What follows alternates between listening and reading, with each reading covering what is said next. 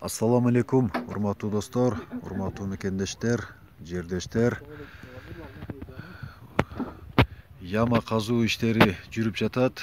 Кухняга слив жасап жатабыз. Жасаган ишибизди сиздер менен тең бөлүшөлү деп чечтик. Мынтип 1,5 тереңдиги 1 метр яманы казып, андан дальше 1,1 метр тереңдикте казып балдар казып баштады.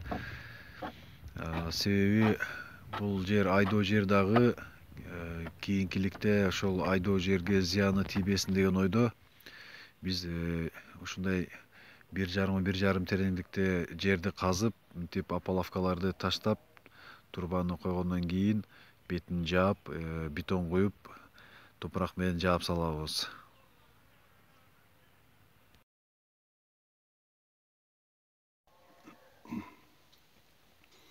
Слив казылып бүткөндөн кийин асты жагына опаловка коюлуп,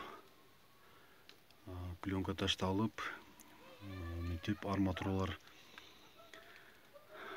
15-15 или 17-17, 18-18, максимально 20-20 чейин болуп ушинтип токулат. И анан кийин бетон коюлат. Ушинтип кухнянын сливине 1,5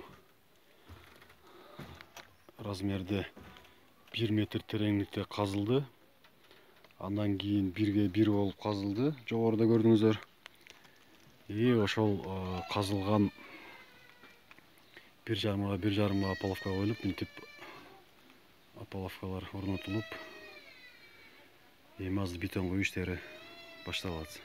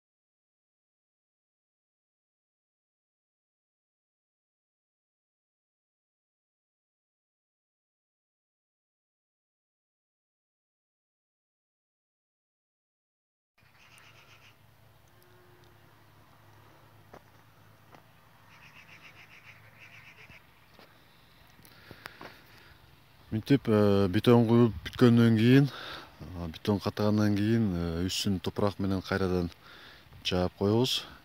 Мына слив, кухнянын сливи жердин түбүндө калып кетти дагы.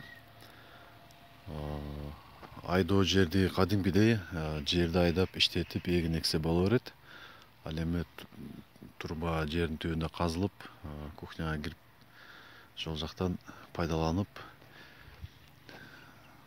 болот. Кээ бирлери ойлошу мүмкүн, ошол сливдин ичиндеги жыт турба менен ошол кухняга кирип кетпейби деген суроолор туулушу мүмкүн. Ошондой суроолор үчүн биз атайын мына өзүбүз жактан атайын мындай турбаны чыгарып койгонбуз. Бул дальше уланып жогору жака чыгат дагы. Ошол жак менен чаат.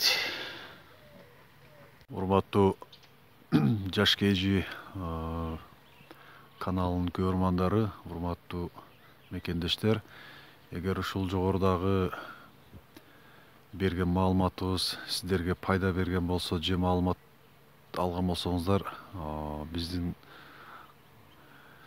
видео материалыбызга класс басып, катталбасаңыздар катталып, подписаться этип, башкаларга бөлүшүп коюңуздарды суранабыз. Дайыма биз менен болуңуздар. Эгерде кандайдыр бир маалымат сиздерди кызыктырган болсо, анда комментарийге калтырыңыздар.